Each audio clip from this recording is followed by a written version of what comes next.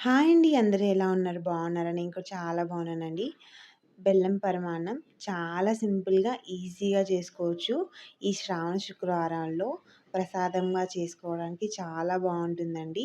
పాలు ఎక్కడా విరగకుండా టేస్ట్ ఏమాత్రం తగ్గకుండా చాలా టేస్టీగా ఉంటుంది. ఇప్పుడైతే మనం ప్రాసెస్ స్టార్ట్ చేద్దాము. ముందుగా ఒక కుక్కర్ తీసుకొని అందులోకి ఒక కప్పు బియ్యం తీసుకోవాలి. అలాగే ఒక పావు కప్పు శనగబ్యాళ్ళు తీసుకోవాలి. తీసుకొని ఇవి 2 మంచిగా నీళ్లు పోసుకొని క్లీన్ చేసుకోవాలి. నేనైతే ఇక 2 టైమ్స్ క్లీన్ చేశాను. క్లీన్ చేసి తీసుకొచ్చాను. ఇలా బాగా కలుపుతూ క్లీన్ కడుక్కోవాలండి బియ్యము, బ్యాళ్ళు. కలిపి కడిగిన తర్వాత ఇందులోకి మనము ఇప్పుడు పాలు యాడ్ చేస్తామండి. ఇక్కడైతే నేను ఒక కప్పు పాలు తీసుకున్నా. ఒక కప్పు పాలు అలాగే 3 కప్పులు నీళ్ళు తీసుకున్నా. మీరు ఒకవేళ కావాలంటే ఇక్కడ 2 కప్పులు కూడా పాలు యాడ్ చేసుకోవచ్చు. నేను ఒక కప్పు పాలు అలాగే 3 కప్పులు నీళ్ళు యాడ్ చేసిన. అంటే మొత్తం 4 కప్స్ అనమాట. ఇది విజిల్ పెట్టేసి మనం ఒక హాఫ్ అన్ అవర్ దీంట్లో నానబెట్టేసేయాలండి. నానబెట్టిన తర్వాత స్టవ్ ఆన్ చేసుకోవాలి. ఇక్కడ నేను హాఫ్ అన్ అవర్ అయిపోయింది, నానబెట్టేశాను. ఇప్పుడు స్టవ్ ఆన్ చేసుకొని ఒక 3 విజిల్స్ వచ్చేదాకా మీడియం ఫ్లేమ్లో పెట్టేసుకోవాలి. ఈలోపు మనము ఇంకొక బౌల్ తీసుకొని అందులోకి బెల్లం కరిగించుకొని పెట్టుకుందామండి. ఇక్కడైతే నేను బెల్లము 1½ కప్పు తీసుకుంటున్నా బెల్లము. అన్నీ సేమ్ ఒకే కప్పుతో మెజర్మెంట్ చేసుకుంటున్నానండి నేను.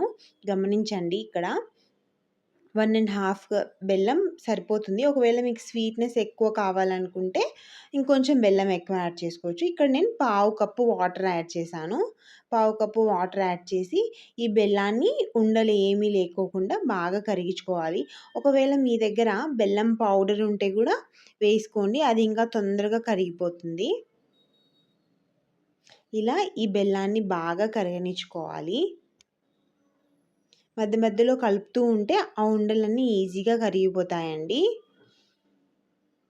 ఇక్కడైతే మనకి బెల్లం కరిగిపోతుంది. పక్కన పెట్టేద్దాము. ఈలోపు మనకి కుక్కర్‌లో విజిల్ అయిపోయిందండి. చూద్దాము మన రైస్, బ్యాళ్ళు ఎలా ఉడికాయో. చాలా మెత్తగా అయిపోయిందండి.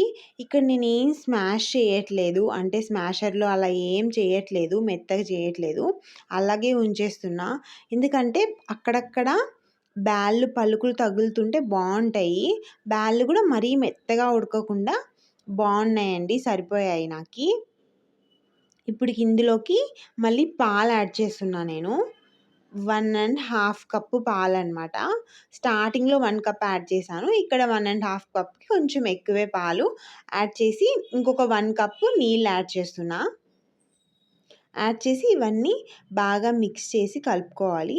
ఇప్పుడు మళ్ళీ మనం స్టవ్ ఆన్ చేసుకొని చిన్న ఫ్లేమ్ మీద పెట్టేసుకోవాలండి. ఈ పాలు, ఇది రైస్ అదంతా కొంచెం బాగా వేడవుతుంది. చిన్న మంట మీద పెట్టేసేయాలి. ఈలోపు మనకి మనం బెల్లం పాకం చేసుకున్నాం కదా! అది పాకం కాదు, బెల్లం కరిగించుకున్నాం కదా వాటర్‌లో. అది చల్లగా అయిపోవాలి. పూర్తి చల్లగా అయిపోవాలి. కొంచెం వేడిగా ఉన్నా విరిగిపోతుందండి. మనం బెల్లం అన్నంలో విరగకుండా ఉండాలంటే ఇదొక టిప్ అనమాట. నీళ్ళలో కరిగించుకునే బెల్లంది మిశ్రమం పూర్తిగా చల్లగా అయిన తర్వాతే ఈ పాలల్లో కలిపేసేయాలి. ఈ అన్నం మిశ్రమంలో కలిపేసి ఒకసారి స్ట్రెయిన్ చేసుకొని వేసేసుకోవాలండి. మనం స్ట్రెయిన్ వేస్తే ఏమైనా బెల్లంలో నలకలు అలాంటివి ఏమైనా ఉన్నా, డస్ట్ ఉన్నా ఈ స్ట్రెయినర్‌లో వచ్చేస్తాయన్నమాట. ఒక్కొక్కసారి బెల్లంలో ఏదైనా చిన్న చిన్నవి చెక్క అలాంటివి వస్తాయి కదా! అలాంటివి రాకుండా ఇలా స్ట్రెయినర్‌తో స్ట్రెయిన్ చేసేసుకోవాలి. స్ట్రెయిన్ చేసేసుకొని బాగా కలిపేసుకోవాలండి. ఇప్పుడు మనం ఇక్కడ ఎప్పుడు ఫ్లేమ్ వచ్చేసి మీడియంలోనే, స్లోలోనే పెట్టేసుకోవాలండి. ఫుల్ హైలో ఫ్లేమ్ పెట్టేసుకోకూడదు. ఇక్కడ నేను ఇంకా ఇందులోకి ఇలాచీ వేసుకుంటున్నాను. ఇలాచీ పొడి చేసి పెట్టుకున్నానండి ఆల్రెడీ రెడీగా. దాన్ని కొద్దిగా యాడ్ చేసుకుంటున్నా. మంచి ఫ్లేవర్ వస్తుంది ఇలాచీ పౌడర్ యాడ్ చేయడం వల్ల. ఇలాచీ పౌడర్ తగినంత యాడ్ చేసుకోవాలి. ఇప్పుడు ఒక చిన్న ప్యాన్ తీసుకొని అందులోకి 4 టేబుల్ స్పూన్స్ నెయ్యి యాడ్ చేసుకోవాలి. నెయ్యి ఎంత యాడ్ చేసుకుంటే టేస్ట్ అంత బాగుంటుందండి. నెయ్యి యాడ్ చేసుకున్న తర్వాత నెయ్యి కొంచెం మెల్ట్ అవుతుంది, హీట్ అయినప్పుడు మనం ఇందులోకి డ్రై ఫ్రూట్స్ వేసుకోవాలి. నేనైతే బాదం, జీడిపప్పు అలాగే కొంచెం కిస్మిస్ తీసుకొని ఇవి బాగా వేయించుకోవాలి. స్లో మంట చాలా చిన్నగా పెట్టుకొని వేయించుకోవాలండి. గోల్డెన్ కలర్ వచ్చే వరకు వేయించుకోవాలి. ఇవి నిదానంగా వేగకపోతే అంటే త్వరగా మాడిపోతాయి అన్నమాట. అందుకు స్లో ఫ్లేమ్ మీద నిదానంగా వేయించుకోవాలి. ఇప్పుడైతే వేగిపోయాయండి. తీసుకొని మనం ఇందాక బెల్లం పరమాన్నం చేసుకున్నాం కదా, అందులోకి యాడ్ చేసేసుకొని ఒక్కసారి మిక్స్ చేసేసుకోవాలి. ఇప్పుడైతే మన బెల్లం పరమాన్నం రెడీ అయిపోయిందండి. చూస్తున్నారు కదా, కన్సిస్టెన్సీ చాలా బాగుంది. అంటే మరీ గట్టిగా లేదు, అలాగని మరీ లూజ్గా లేదు. ఇలా కన్సిస్టెన్సీ ఉంటే చల్లారిన తర్వాత కూడా చాలా బాగుంటుందండి. టేస్ట్ కూడా చాలా బాగుంది. చూస్తుంటేనే నోరూరుతుంది కదా.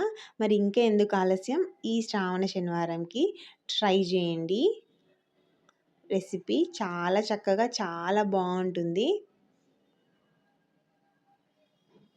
వీడియో నచ్చితే లైక్ చేయండి, షేర్ చేయండి, ఛానల్ని సబ్స్క్రైబ్ చేసుకోండి.